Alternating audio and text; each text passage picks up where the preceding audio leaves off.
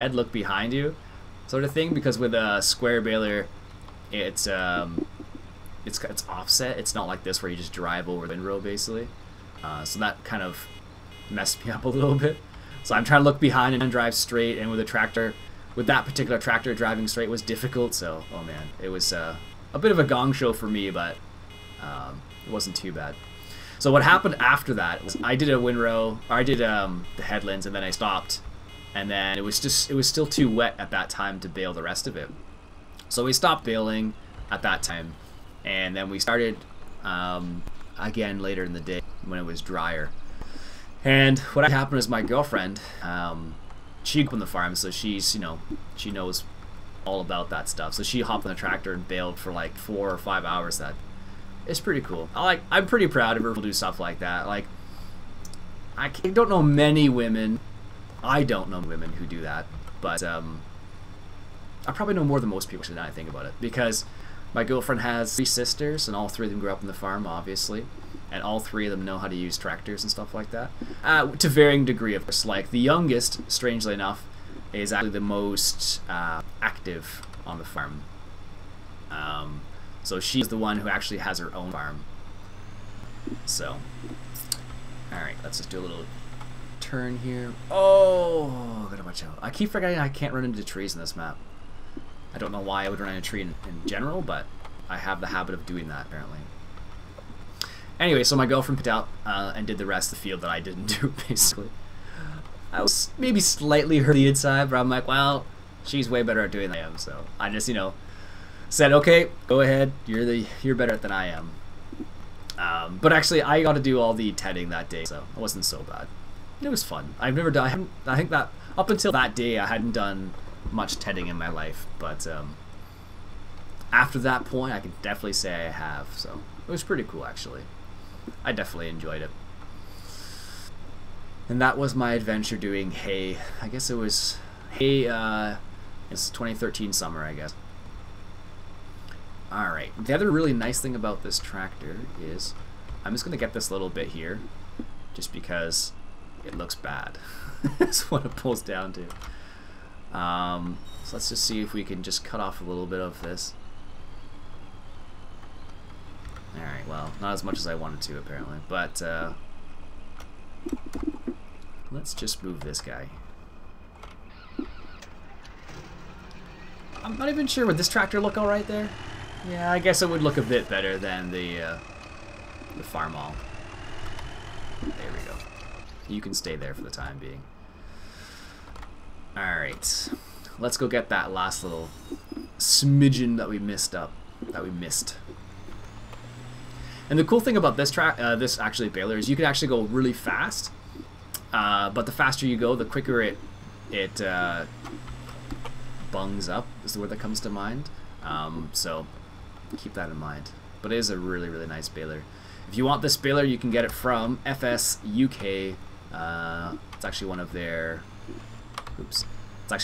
menu staff choices. All right, so let's manually net this bale. We're at 73%. That is the other sweet thing about this baler. You can manually net the bales, and then you can pop out a smaller bale if you need to, like so. Love that feature. So you can get rid of all the material in there, which is nice because that's what you could do in real life too. Let's lift the pickup here, or lift the pickup. There we go. So that's one of the nice things about it, is you can just do what I did there. And where can I put this? Let's put this over here. You can do that in real life, so that's why I think that's really one of the coolest features of this baler. That and the fact that you can actually do this. I don't know. For those of you who haven't seen this baler, check this out. You can open the panel here, like so. You can look in there, like so. And this particular one actually has cover edge, which is the stuff that goes around the outside of the bale, net wrap, and you actually have to buy more of it, which is kind of cool, in order to be able to bale stuff. So let's put this over by our wood pile here. There we go, like so. Now, as I've alluded to a couple times already, we do need to not run into posts when we're backing up. But we do need to deal with these bales somehow. And that is the next challenge. We can go a bit faster than that, Iain. There we go. I like to back up slowly. Technically, I was told once to not back up lower than 1,000 RPMs. So, alright, there we go. Perfect. Now I believe we can come out here and lower the support. There we go, we can. Perfect. And detach the PTO. Too bad you can't take the pin hit or the hitch out too right there, but perfect. And I don't know if you noticed this or not, but there's a little monitor right here. Depending on the tractor you use it on, that monitor will go in your tractor as well, which is super, super cool. Alright, so as I mentioned, we do need to... Let me just turn this tractor off for a second. We do need to be able to pick up those bales somehow. But I don't think we're going to buy a Bobcat this episode. We're going to do something a bit different. I've never done this on camera. We're going to try and use one of these Fleming double bale trailers. Now these are for 4-foot bales though. Oh, that might be a problem. That might be a problem. Well, I could do the Nugent bale spike then. It's not what I wanted to do.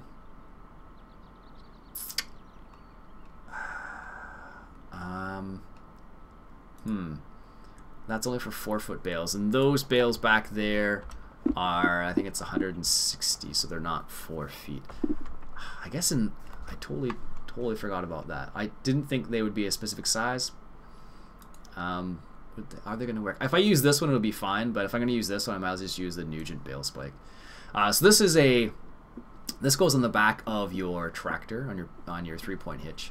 So it's based near Dungannon, Corporate Tyrone, Northern Ireland. Nugent engineered and manufactured a range of livestock trailers, general purpose trailers, and general farm machinery.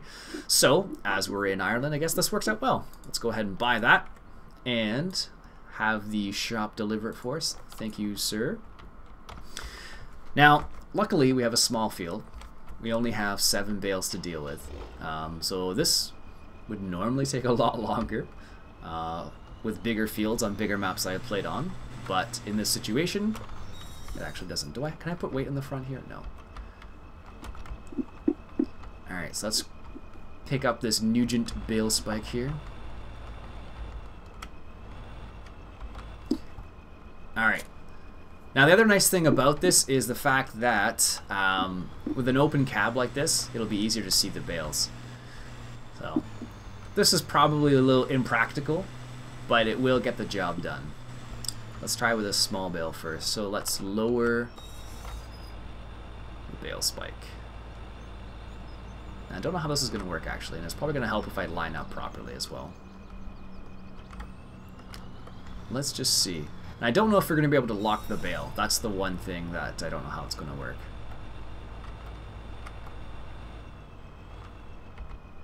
Oh, it actually works pretty well. Better than I thought, actually. Wow. There you go. Let's take a quick peek. Oh, that's not too bad at all. Sweet. Alright, well, that's... Now, I think we need to be careful about it. I don't know what the weight's like. Now, I don't have the more realistic mod installed, so it shouldn't be a problem. But you never know, right? So what we're going to do with this bale is we're going to put it straight into the mixing station right now. Because we have put grass in there already, but we haven't put any straw. So we're going to go ahead and do that. Now eventually, this is where I'm planning on going with this. This is a bit different setup just because I haven't done this before. And this is, it's a bit different. On this farm, it feels right. On other farms I was on, much bigger farms, so doing something like this just seemed a bit odd. But in this farm, it makes sense. It seems like this is plausible in this situation. This is a small farm so far. We only have 2 fields. Eventually we may upgrade to something a bit larger, but for now, this is how we're gonna roll. So, perfect, look at that. How much was that bale? Let's go check. That one bale was 2,500. It's not too bad. Actually, that bale spike looks better than I anticipated. Now, if I had gone for the McHale baler, I would have... if I'd gone for the McHale baler, I would have been able to use the double bale easily. But unfortunately, we're using slightly larger bales, and in light of that, I didn't want to have to. Let's get the furthest one first, or second, I should say now, because we did got bigger bales here. I didn't want to take the risk of being mucking about with a big bale with a smaller implement to move them, basically. So, all right, now got it lined up. Now, I haven't used one of these types of bale spikes, but the one I was going to buy, the Fleming one, let me just show that to you again. I've actually used one like this that was homemade. It was made with square steel pipes, I think it was. I used one of those, and actually it's kind of tricky to do. Mainly because I'm not that experienced when it comes to that kind of stuff, so. There we go. Let's lift it. Now, the thing I'm kind of worried about is the front of this tractor and whether it's going to lift off or not. I don't think it will, but you never know. It seems like it's okay. We are putting most of the pressure on the lower and the back wheels, not the front wheels. But we do have weight on the front, so it should be okay. This bale does look humongous in comparison to this tractor, though. But bales are pretty big in general, so it's not that bad. Now, because we decided to bale, we are going to need to, I don't want to call it debale, but we're going to need to be able to put it back into its loose form, which means we may need to get some sort of implement that makes bales into, not bales, bale shredder, basically. We may need to get one of those eventually. And I have something in mind, but we'll get there. We will get there. So we don't want to put all of our bales in here either, because we do want to use some of the bales for our pigs, because what do we have? Our pigs have no wheat windrow at all, which is straw. So because of that, we are going to have to deal with that somehow, and that's where the bale shredder comes into play. Now, some people said I shouldn't get too much into cows on this map. I think it was Jake said I shouldn't get too much into cows because it'd be a bit boring. I agree. So we might do a little bit of cows, but not like we have on the OGF Baler farm, because we do want to try and keep them slightly different. Like, I would never do this on OGF Baler, not with the size of field that we have there. It would just take forever. Could you imagine doing like I only have like what, 8 bales here, something like that. Like on the OGF Baler farm, I would probably get, I don't know, 50 bales a time. So not really plausible in the other scenario, but in this situation, totally doable. Alright, let's bring this up here. Let's lower the bale spike. I'm actually really surprised how well this is working. I actually did not expect it to go this smoothly with this bale spike. I'm not even joking. I totally thought this was going to be a gong show in terms of how it reacts, because I thought it was going to be like fly all over the place, but this actually works really well. I'm not gonna lie to you. Like, I'm so used to using the Bobcat, and with the Bobcat, the only way it works well is if you lock it. And maybe this does have a locking mechanism once you raise it. I think that's actually the case. So I wonder if I can actually just drop. I don't think so, but let's just try this for argument's sake. Yeah, I don't think it'll be able to accept it just like this, but that would be kind of cool if it could. Because in reality, you could do that. You could just drop off the bale. No, I didn't think so. Oh well, it's worth a try. In reality, you could just drop a bale in your... Yeah, if I was doing this in real life, I would have a little bit more vision than this, I think. Not much more, but a little bit more. Let's just see. That looks like close enough. There we go. Perfect. Nice. That's not too bad at all, actually. Yeah, so like I said, I'm very, very, very surprised how smooth that's working with that bale spike. I'm very pleased, actually, because normally when you try and use something like this, it just, you just get into a whole slew of problems, but this time it's pretty smooth, actually. And we're actually so far, the tractor has been pretty efficient in comparison to the Ursus. So I'm really happy I used this instead of the Ursus, because had I used the Ursus, I probably would have been like out of fuel or something by now, because that thing is just a hog. Perfect. Don't detach it. You want to raise it. There we go. That was a bad way of raising it, but I don't know if you can actually do anything outside. Doesn't look like you can do anything on that side, because there's this little thing right there. The little, I don't know what it does. Maybe it's the, can I see it from in here? Yeah, this right here I'm talking about. Does that actually move at all? No. Alright, let's go take this back to the farm. So yeah, we don't have that many bales. So this is one of the reasons why I chose this route. Now, if I were to have a much larger farm, this would not be practical, as I mentioned, because the space we have is limited. Well, not the space we have, but the practicality of moving individual bales like this is not. It's not there. Now, I've done it with round bales on my in-laws farm because they have a smaller farm, and they don't do too many rounds. I think last year they did the most rounds they've ever done, and that's just because it's easier to. You can use a machine to move rounds, is what it boils down to. You don't have to physically manipulate the bales. And it's a good consideration though, because if you think about it, you know, as farmers get older, and farmers are an aging generation in North America at least, and I'm sure it's similar to other places. So as farmers get older, they may start considering using more mechanical options. For example, doing round bales instead of square bales, or doing at least small round bales like 4-foot bales, because that does allow you to continue on basically, because no farmer really wants to stop. They never want to stop. Even when they retired, quote unquote, they're not retired. They're still helping out on the farm as much as they can, just a little bit more limited, because, you know, unfortunately time does. Everyone's got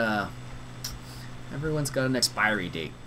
So yeah, that's a bit depressing. I'm sorry, guys. Let's get it back in here. This view, this particular view works really well with these bale spikes, because that's how you'd look at it in real life too. And you probably just do that and just bump it, just so you know you're flush up against it, and then pick it up like so. I don't know how much these bales would weigh in comparison to how much this tractor weighs. I don't know. I'm pretty sure this tractor, at this age, because this is an older tractor, so I guarantee you it's probably heavier than most newer tractors. Well, heavier than a similar tractor of its size these days, I think. And because of that, it probably would be able to handle these bales, because these would be 5-foot bales, I guess it would be. What, 30 centimeters is a foot, so you do the math. I guess it's 6-foot bales? Yeah, actually it's pretty big. Maybe this tractor wouldn't be able to handle it then, because 120 centimeters would be 4 feet, I believe. Alright. And I think we would... I don't know. It looks okay. Let me know what you guys think about that. I'm kind of curious. Do you think this tractor would have been able to handle the baler, first of all? And do you think it would be able to handle the bales now like this? Because... kind of curious. Oh, I totally forgot about this meter. I don't know why, but look, there's totally like a meter right there that you can see on the side, but I never pay attention to it. So we still need some silage in here, so we need to deal with that. I wonder. This is me thinking out loud. And I don't think it would be in miscellaneous. This is what I'm thinking. I want to say that there would be something. This is a. Is this for the front of a tractor? I think there's a Buckeye rake, I think it's called. And I think this might. These ones are for telehandles, I'm pretty sure. That's for telehandle as well. So is that.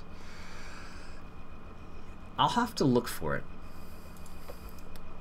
I'll have to look for it because I'm pretty sure there's a Buckeye rake, it's called, which goes in the back of your tractor, which would allow you to pick up silage.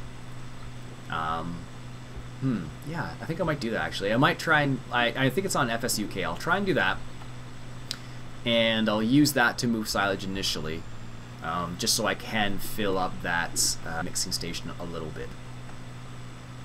There we go.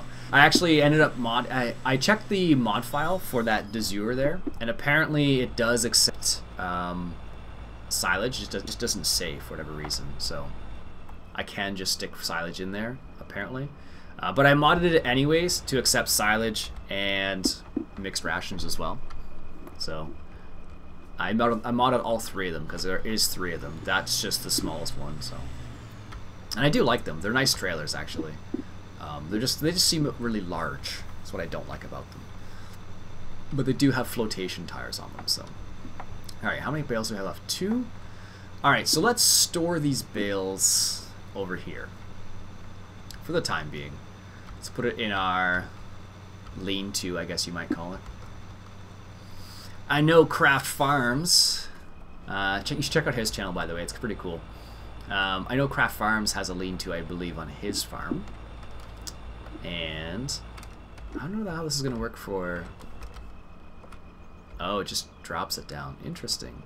So that probably is a lock function then. And you lift it up at least. Anyways, so Craft Farms I'm pretty sure has a lean-to, and he was going to paint it a specific color, but I don't know if he's done it yet. So I'll have to wait for that update. Yeah, Craft Farms has something pretty cool. Something I haven't seen much of outside his channel. He does, I want to say it's 1/64th scale farms, which is pretty neat because I never got into that when I was younger, I should say. So it's pretty interesting what's available nowadays in terms of toys, essentially, like, and how crazy some of them can get and how detailed they can get. Like, it's nuts. Nuts in a good way, not nuts in a bad way. So, anyways, so check out Craft Farms channel, see what he's doing over there. It's pretty cool stuff. If you like farming, at least. If you just like Farming Simulator, well, maybe it's not for you. I don't know. I think it's cool. Alright, so the reason why we're putting it underneath the lean-to here, of course, is so we can protect our straw. Now, straw doesn't need to be protected nearly as much as hay does. Yeah, it just unlocks. Okay, that is a locking feature. Okay. Because, see that? Yeah, that's totally a locking feature. Well, that's pretty cool, actually. Let's just adjust the other bale here while we're at it. Might as well. We got, what, 1 bale left? And as soon as you pick up the bale, it locks. Yeah, that's pretty cool, actually. I didn't realize that's what had happened, but I should have noticed. That's why it works so well, I guess. Alright, let's get that last bale out of there. Alright. I'm pretty sure there is a Buckeye rake, I think it's what it's called, that goes in the back of your tractor, which you can pick up silage with. Now, the reason why I was thinking about that is because that would eliminate the need for a front loader at the moment. So we're not making a crazy amount of money yet, but by using a Buckeye rake to move the silage, which should be relatively cheap because it's just an implement that goes on your 3-point hitch in the back there, I should be able to move some of that silage to give it to my pigs, I think. But at least I can give it to the mixing station with it, I think, because I haven't used it much, I'll be honest. So. Alright, perfect. Look at that. Beauty. Stack the last one over there. See, the problem is you can't just look. That's not too bad, actually. It lowered better than I thought it was going to. Alright, I think that's good for today, folks. I'm going to stop there. We'll come back and we'll see about that Buckeye rake, see what we can get done. And we'll also need to deal with this field right here, get it prepared for the next harvest. And we'll probably have to sell some pigs soon too, I think. We'll see about that. Anyways, my name's Iain Robson. This has been Farming Simulator 2013 on the Glenmalure farm. Catch you guys later.